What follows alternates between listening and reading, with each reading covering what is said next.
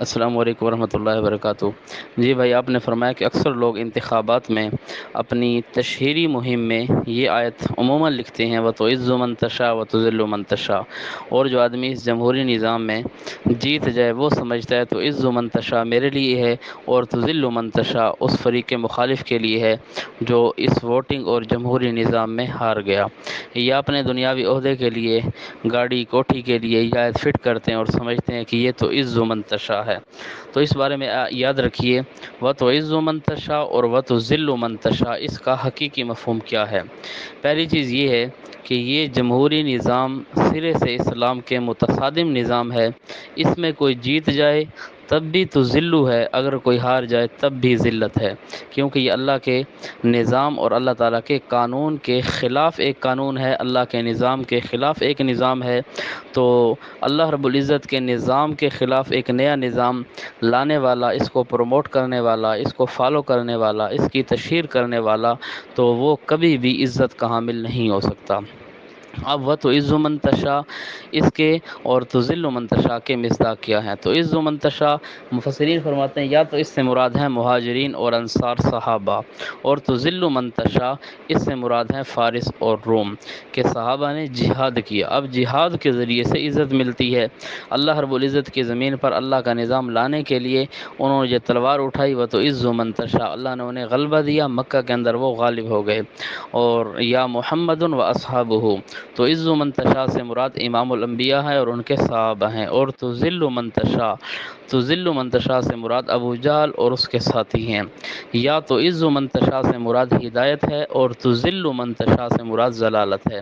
اللہ جسے چاہے عزت دے یعنی ہدایت دے دے، جسے چاہے ذلیل کرے یعنی گمراہ کر دے۔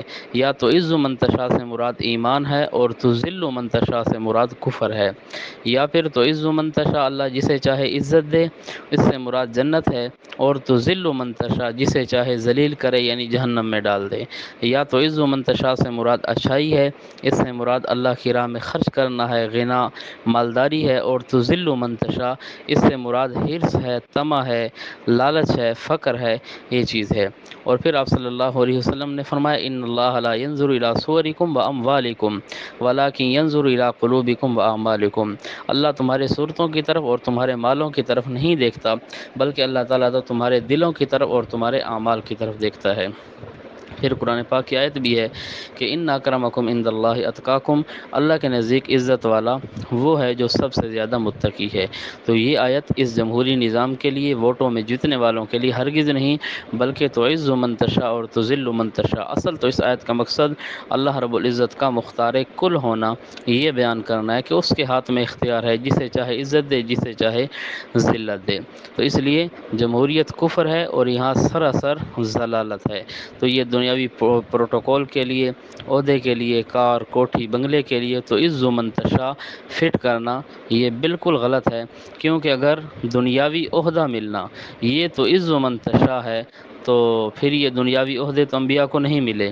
اگر یہ مال کوٹھی کاریں بنگلے یہ تو عز من تشاء ہے اور اس کے مخالف تو ذل من تشاء ہے، تو پھر یہ نعوذ باللہ تو عز من تشاء، یہ عزت تو اکثر انبیاء کو نہیں ملی۔ اب کہاں پر قارون کے خزانے، اور کہاں حضرت موسیٰ علیہ السلام کا پردیس میں بکریاں چلانا، کہاں فرعون کی حکومت، کہاں ابو جہل کی نمود و نمائش، اور کہاں غریب صحابہ، کہاں پر باقی انبیاء کے غربت اور افلاس۔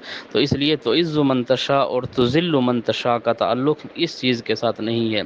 باقی یہ جو دنیا ہے اس کے بارے میں انما اموالکم اولادکم فتنہ، اللہ تعالیٰ فرماتے ہیں تمہارا مال اور تمہاری اولاد یہ تمہارے لیے فتنہ ہے، آزمائش ہے۔ تو یاد رکھنے کی بات یہ ہے کہ مال و دولت کا تعلق ایمان سے بالکل نہیں ہے۔ یہ نہیں ہے کہ جس کا ایمان یا جس کا تقوی عمل جتنا زیادہ ہوگا اللہ تعالیٰ اتنا ہی زیادہ پیسہ دے گا، یہ معیار بالکل غلط ہے۔ مال کا تعلق ایمان سے نہیں بلکہ امتحان سے ہے۔ کسی کو اللہ تعالیٰ دے کر آزماتے ہیں، کسی سے لے کر آزماتے ہیں۔ باقی الدنیا کلھا متاع، یہ دنیا جتنی بھی ہے سب کے سب متاع ہے۔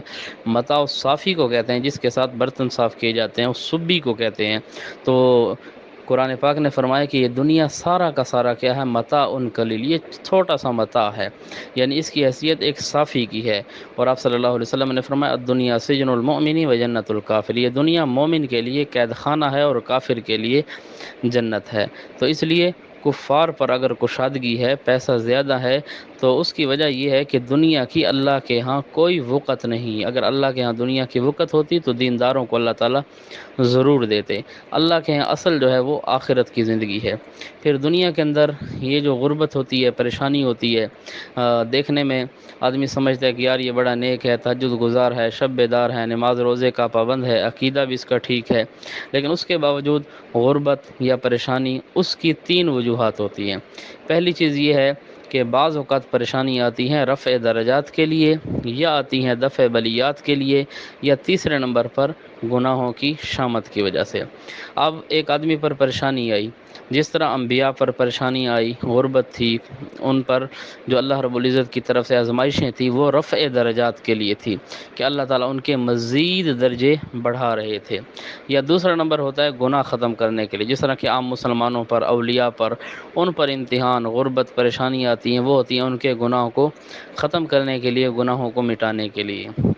یا تیسرے نمبر پر بعض اوقات آدمی کوئی گناہ کر بیٹھتا ہے، تو اس گناہ کی وجہ سے اللہ تعالیٰ ناراض ہوتے ہیں اور اس پر تنگی آ جاتی ہے۔ تو کسی پر غربت کا آنا یہ ضروری نہیں ہے کہ گناہوں کی وجہ سے ہو، یہ ہو سکتا ہے اللہ تعالیٰ اس کے گناہ مٹانے کے لیے اسے غربت میں، پریشانی میں رکھ رہے ہوں، یا اس کے درجات بلند کرنے کے لیے، یا واقعی پھر اس سے کوئی گناہ ہوا ہے۔ تو جو قرآن پاک میں حکم ہے استغفروا ربکم ثم توبوا الیہ یرسل السماء علیکم مدرارا، کہ اگر تم استغفار کرو، اللہ سے توبہ کرو، اللہ تمہارے لیے کشادگی پیدا کرے گا، تمہارے لیے رزق کی آسانی اور فراوانی کرے گا۔ تو وہاں پر یہ تیسری وجہ ہے کہ ہو سکتا ہے تمہارا یہ رزق کا تنگ ہونا تمہارے گناہوں کی وجہ سے ہو، اس لیے گناہوں سے معافی مانگ لو۔ اگر یہ وجہ ہوئی تو رزق کھل جائے گا، اگر گناہ معاف کرنے والی ہوئی پھر بھی تمہارا فائدہ ہے، اگر درجات کے بلندی کے لیے ہوئی پھر بھی تمہارا فائدہ ہے۔